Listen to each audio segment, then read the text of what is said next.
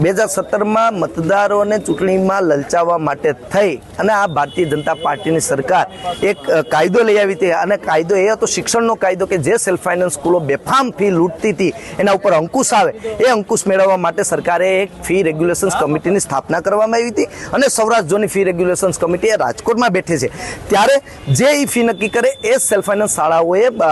વિદ્યાર્થીઓ પાસે લેવાની હોય છે, પણ આજે જોવા જાય તો અત્યારે એફઆરસીમાં કોઈ મેમ્બર છે નહીં, એફઆરસીએ ફી મંજૂર નથી કરી, છતાં સેલ્ફ ફાઇનાન્સ સ્કૂલો દ્વારા 2024-25ના ફીના વધારાના ઉઘરાણા છે એ વિદ્યાર્થીઓ પાસે ચાલુ કરી દીધા છે અને દિવસે ને દિવસે રાજકોટમાં શિક્ષણની હાલત ખૂબ જ કથળતી જાય છે। અને જીવતું જાગતું ઉદાહરણ એક અઠવાડિયા પહેલાં જે ડમી સ્કૂલ એક